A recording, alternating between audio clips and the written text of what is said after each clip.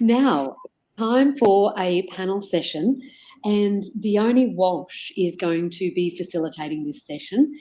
She'll be joined by Alison Kain, Dr. Wendy Williams, and John Leys again. So, Dionne, thank you for coming in to facilitate the session.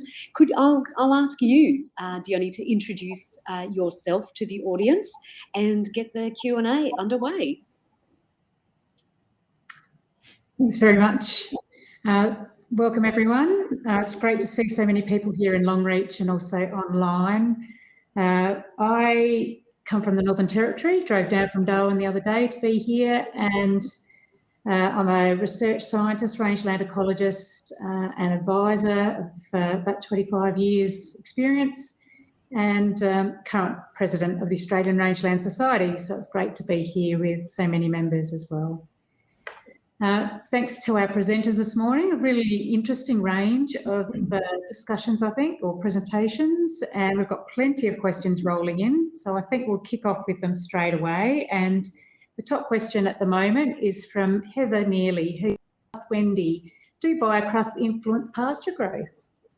Yes, that's one of the reasons why we're studying them, is because in particular, and this will answer another question, is that we've done work on the nitrogen fixation, and we know that they fix in a range of at least 5 kilos a hectare per year. And of course, this is quite available in the available form to pastures. So there's a lot of work done overseas on the fact that it goes straight in, like it's used up by the pastures, where the roots go through the biocrusts. But this is the first time this work has been done in Australia for our rangelands. Great, thank you. And I don't know about everyone else, but the idea of biocrusts, I've known they've been around, but just have a very poor understanding of them generally. So it's so exciting to see this new research going on in the rangelands, and we're all getting educated about them, that's for sure. Thank you. I'll probably throw another question. There's quite a few have come in about the OMP data, the Old Man Plains presentation. So there's a question here from Peter Conradi to you, Alison. Is buffle grass spreading through Old Man Plains, and does it impact on the trial? Yes, so buffle is spreading through Old Man Plains. Obviously only in particular areas along the drainage lines and some of the calcareous country. Obviously it prefers more, productive soil types. So certainly there's nowhere on OMP where it's forming a monoculture as such. In many instances, we sort of talk about it as being just a palatable perennial species that's in the landscape, although probably more of it than it might be more contributing more to the biomass than just the native perennials that might have been lost from the system. Yeah, so that sort of leads on to some other questions around stocking rates and how the stocking rates in the trial comparing with the long-term carrying capacity. So most of the strategies, most of them are set stocked. So they're set to the long-term carrying capacity, and the rotations are also set to the long-term carrying capacity. So they don't change from that. There is one strategy that is a variable stocking rate. So there is some fluctuation in that. And I haven't got those numbers with me. So, yeah, but there is some variation in that depending on the season, both going up and down, and then there's caps on where that goes to. And in terms of the stocking rate carrying capacity policy, I guess at Old Man Plains, there's been this land condition improvement. Do you envisage that the stock numbers will be increased over time, or is the intention to keep numbers at about the current level? Yeah, so that's a really interesting question, and it's something that's definitely on the cards, is to reassess, given that land condition has improved, and so, can we increase the carrying capacity accordingly? so it's something that will definitely be modelled in the future and to have a look at. But it also, allows that bit of wriggle room, I think, for those drier years. So, yeah. We sort of might introduce you now, John. I guess a really interesting presentation around the dust story. And there's a question here from Bruce Ouchin. How much has the increased woody vegetation growth reduced wind erosion or dust storms in your view? It's done quite a bit. If we look at the Burke area in northern New South Wales, and the woody weeds take off about the 1950s, and we can see that the sandplain to the west of Burke probably used to emit quite a bit of dust because it was mainly open grasslands, and in the 1940s it was pretty bare. So we believe that the woody weeds do play a role in reducing dust emission, but also they have other side effects which aren't always as positive. So on the Cobar penny plain, it's interesting from a dust point of view, Cobar is actually a dust sink.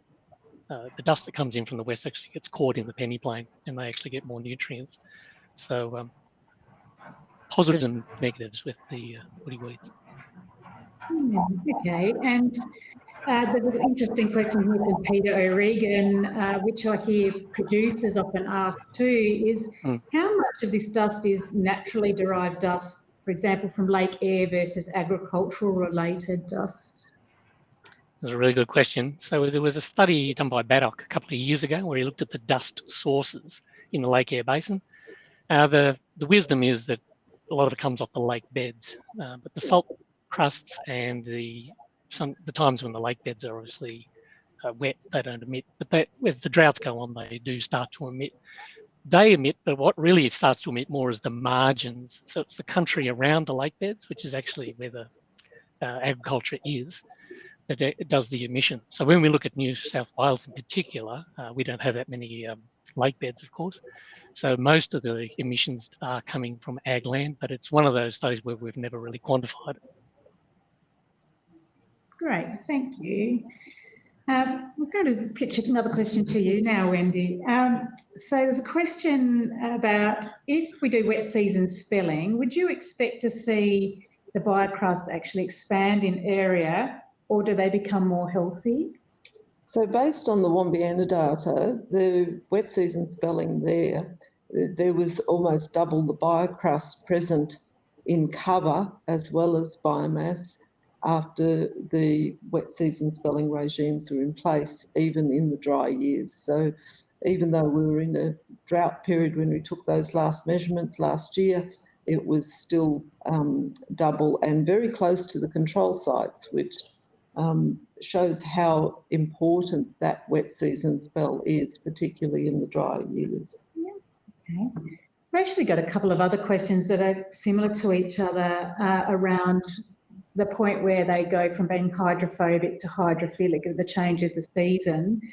And Andrew Craig's asked, would biocrusts tend to increase that soil runoff during the early storms when they're hydrophobic before they become hydrophilic? Yeah, so what we know about that is we did some carbon sequestration work on biocrusts and we found that they became active once the humidity level went over 50%. So what normally happens in the build up to the wet season is that humidity level starts to rise, and we all know what that feels like in that build up. And there has been no rain at that stage. So as soon as you start to get those first few little showers of rain, that biocrust breaks down quite a lot, and that's where you're getting the decomposition part of it. You're left with the cyanobacteria themselves and the bacteria that recreate that whole biocrust at that point. So in effect, you're not really getting increased runoff. You're mainly actually getting increased absorption at that stage because it's such a quick happening. And I've seen it in the studies that we've done where you'll get that first 6 mil or 5 mil and then the next rain, and you've gone from seeing biocrust to seeing nothing. Right. And in the poll questions, you mentioned you're asking some questions around what people thought about biocrusts. And I guess I hear this a lot when I speak to producers too, that some people think biocrusts are actually bad. Can you tell us, I guess, or give us some examples of the differences between biological crusts and, I guess, surface sealing of soil? Yes, sure. So surface sealing is often brought about by excessive cattle trampling, so in a heavy stocking area, or if they've left in during a drought period where there's a lot of trampling and no time for recovery. But the biocrusts will also grow as an early successional species because they were really the first species to give us oxygen and to grow on the earth, so they're pretty adaptable. So they will grow on the ground, but often it's showing up an underlying problem. So you may get surface sealing happening first, and then you'll get the cyanobacteria or algae coming in, growing on that surface, which is why people have the perception sometimes that it is actually a degraded area. However, it's showing that there's signs of life there, but sometimes that underlying problem is actually not solvable by biocrusts alone, except over many, many years, and so that you need to do something about the underlying problem to resolve the issue in forms of either spelling or something else that's happened there if it's a large area. Thank you. There's some questions here for you, Alison, around the Meat Standards Australia grading of the steers in the OMP trial. The first one I'll ask you is from Jeff Neath. Is there an explanation for the apparent lower MSA grading achieved during La Nina years? So I'm afraid I'm not going to be able to answer that question. That's not my area at all. Yeah, sorry, I can't give you that one, but we can certainly get you the information. Very good. And hopefully the poll questions will be recorded so that we can direct these to other people. Because there was another question around MSA grading related to the different grazing strategies and whether they differed across the strategies. So on that one, there has been very little difference between the grazing strategies, with the exception that the more highly stocked strategy, which is very new, so it's hard to say, but might be just starting to show that it's not performing quite so well, but it's a little bit early for that. But other than that, the other strategies aren't really showing any difference. Okay.